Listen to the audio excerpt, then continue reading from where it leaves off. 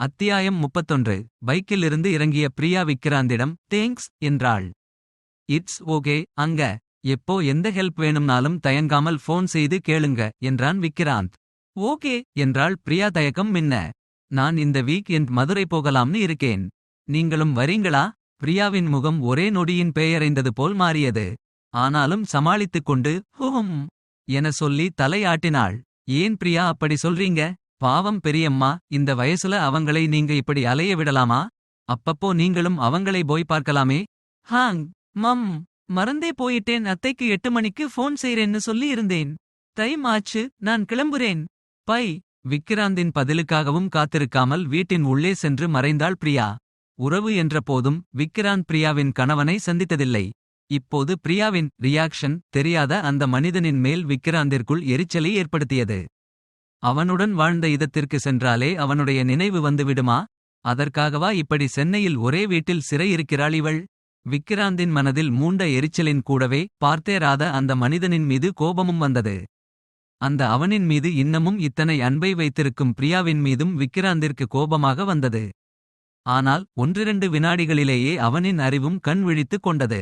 எதுவுமே இல்லை என உடனே மறந்து போக திருமண உறவு என்ன சிறு குழந்தைகள் விளையாட்டா? இது கொஞ்சம் உணர்வுபூர்வமான விஷயம். கொஞ்சம் சிக்கலானதும் கூட. உனக்கு இன்னும் கொஞ்சம் பொறுமை வேண்டும் விக்கி. இதே ரீதியான சிந்தனைகளுடன் வீட்டிற்கு வந்து சேர்ந்த விக்கிராந்த் உடனேயே ஆபீஸ் லேப்டாப்பை திறந்து புதிதாக வந்திருக்கும் மெயில்களை பார்த்தான். முக்கியமானவற்றுக்கு பதில் அனுப்பிக் கொண்டிருக்கும் போது அவனின் செல்போன் அழைத்தது. வேலையில் ஆழ்ந்தபடி யார் என்று பார்க்காமல் எடுத்து பேசியவன் மறுபக்கம் ஒலித்த தயக்கமான ஹலோ வில் லேப்டாப் மீதிருந்த கண்களை போனின் மீது திருப்பினான். ஆச்சரியத்தில் அதிர்ந்துதான் போனான். மனம் துள்ள ஹலோ பிரியா, சொல்லுங்க என்றான் குரலை கஷ்டப்பட்டு சாதாரணமாக வைக்க முயற்சி செய்து கொண்டே. இல்ல மம், நீங்க வீட்டுக்கு வந்தாச்சான்னு தெரிஞ்சுக்கத்தான் ஃபோன் செய்தேன். பிரியாவின் குரல் இப்போதும் தயக்கம் கலக்கத்தான் ஒலித்தது.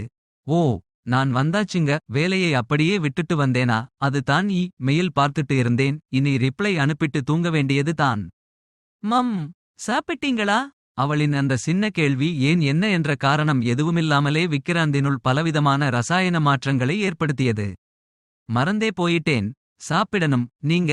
நான் சாப்பிட்டாச்சு. சரி, உங்களுக்கு வேலை நிறைய இருக்கும். ஏற்கனவே எனக்காக நிறைய நேரம் ஸ்பெண்ட் செய்துட்டீங்க. அப்படி எல்லாம் இல்லைங்க பிரியா. அப்புறம் மம் வந்து சாரி. சாரியா? எதுக்கு? இல்ல, நான் கூப்பிட்ட உடனே எனக்காக இன்னைக்கு வந்தீங்க. என்னை வீட்டுல ட்ராப் செய்யவும் செய்தீங்க. ஆனால் நான் உங்க கிட்ட சரியா சொல்லிக்க கூட செய்யாம உள்ளே வந்துட்டேன். தயங்கி தயங்கி பிரியா கோர்வையாக பேசியது விக்கிராந்திற்கு ரசிக்கும் விதமாக இருந்தது. ஏற்கனவே மயங்கிப் போயிருந்தவன் இப்போது இன்னும் தள்ளாடினான். இதுக்கு எல்லாம் நீங்க சாரி சொல்ல நான் என்ன யாரோ தெரியாத ஆளா என்ன? நான் உங்களுக்கு பிடிக்காத அந்த டாபிக் எடுத்திருக்க கூடாது. அது என் தப்பு. இல்ல, அப்படி எல்லாம் இல்லை. சரி, டைம் ஆச்சு, நீங்க சாப்பிட்டு தூங்குங்க. Good night. Good night. அழைப்பை கட் செய்து வைத்த பிரியாவின் முகத்தில் சின்ன புன்னகை தோன்றியிருந்தது. விக்கிராந்த் எவ்வளவு நல்லவன், எத்தனை கண்ணியமானவன். பைக்கில் வரும்போது தப்பி தவறி கூட எந்த காரணத்திற்காகவும் வண்டியை அசைத்து அவளை மிரள வைக்காமல் எத்தனை அழகாக வண்டியை ஒட்டி வந்தான். அவன் அவளுக்கு உதவி செய்த பிறகும் அவனின் முகத்தில் அடித்தது போல அவள் சரியாக சொல்லிக் கொள்ளாமல் வந்ததற்கு கோபம் கொள்ளாமல் தன் மீது தவறு இருப்பதாக சொல்ல வேண்டுமென்றால் இவன் எத்தனை பண்புள்ளவன். ஆண்கள் எல்லோரும் கெட்டவர்கள் இல்லைதான் போலும். விக்கிராந்த் பற்றி யோசித்தபடியே விளக்கை அணைத்துவிட்டு தன் படுக்கையில் படுத்தாள் பிரியா. தூங்க படுத்த விக்கிராந்திற்கு தூக்கம் வராமல் கண்ணாமூச்சி ஆடியது. கண்களை மூடி படுத்திருந்தவனின் கண்முன் சில நாட்களுக்கு முன் விடிகாலையில் பார்த்த பிரியா நினைவுக்கு வந்தாள். அந்த நினைவே அவனுக்குள் சிலிர்ப்பை ஏற்படுத்தியது. அன்றைய பிரியாவின் எளிமையான கனவு தோற்றம் இப்போதும் அவனுக்குள் ரசாயன மாற்றங்களை ஏற்படுத்தி புரண்டு படுக்க வைத்தது. அதன் பின் தொடர்பு இல்லாமல் ஏதேதோ காட்சிகள் அவனின் மனதில் தோன்றியது. பிரியா அவனுக்கு பிடித்தது போல முகத்தில் மின்னும் புன்சிரிப்புடன் தோன்றினாள். அந்த அழகில் அவன் மயங்கி இருக்கும் போதே அந்த காட்சி போய் அடுத்த காட்சி தோன்றியது.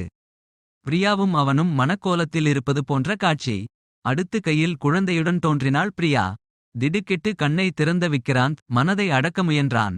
பிரியாவிற்கு அவனை பிடித்திருக்கிறதா என்பதை தெரிந்து கொள்ளாமல் அவளைப் பற்றி தவறாக மனதில் கூட நினைப்பது தவறு என சொல்லிக் கொண்டான். ஆனால் அதை நிறைவேற்றுவதுதான் ரொம்ப ரொம்ப கடினமாக இருந்தது. கண்ணை திறந்தாலும் மூடினாலும் பிரியாவின் நினைவுகளே அவனுள் ஓடிக்கொண்டிருந்தது. தெளிந்த நீரோடையாக இருந்த அவனின் மனதில் காதலெனும் கல்லை எறிந்திருந்த பிரியாவினால் மனம் குழம்பி போயிருந்த விக்கிராந்த் எழுந்து அமர்ந்தான். கட்டிலின் அருகில் இருந்த டைம்பீஸில் நேரத்தை பார்த்துவிட்டு செல்போனை எடுத்து ராஜமை அழைத்தான். ஹலோ, என்னப்பா விக்கி? விக்கிராந்த் இந்த நேரத்தில? ராஜமின் குரலில் தூக்கம் கலந்திருந்தது. அப்படி என்ன டைம் ஆச்சும்மா, இவ்வளவு சீக்கிரம் தூங்குறீங்க? விக்கிராந்த் சிறுவனைப் போல சினுகலாக வினவினான். நடுராத்திரி ஃபோன் செய்து கேட்கிற கேள்வியா இது? நடுராத்திரியா? மணி 11 தானேம்மா ஆகுது. 11? 11:30 ஆச்சு. சரி, அப்போ கூட இன்னும் மிட் நைட் ஆக அரை மணி நேரம் இருக்கே. ஏன்டா இந்த நேரத்தில் இந்த ஆராய்ச்சி தேவைதானா? ஹா ஹா ஹா. என்ன செய்ய மம்ஸ், தனியா இருந்து ரொம்ப போர் அடிக்குது. தூக்கம் வர மாட்டேங்குது. உன் ஃப்ரெண்ட் சரவணனை வந்து கூட தங்க சொல்ல வேண்டியது தானே? இல்லம்மா, அவனே அவனோட கல்யாண வேலையில பிஸியா இருக்கான். நான் வர வெள்ளி கிளம்பி மதுரை வரேன். என்னப்பா, என்ன ஆச்சு? இப்போ தானே நாங்க அங்கே தங்கி இருந்து வந்தோம். நீ ஆர்த்தியோட என்ற ராஜமின் பேச்சில் குறுக்கிட்டு, நான் இன்னும் உங்க கிட்ட அதை பத்தி சொல்லலையே என்று தொடங்கி ஆர்த்திக்கும் அவனுக்கும் பீச்சில் நடந்த உரையாடலை அம்மாவிடம் பகிர்ந்து கொண்டான் விக்கிராந்த்.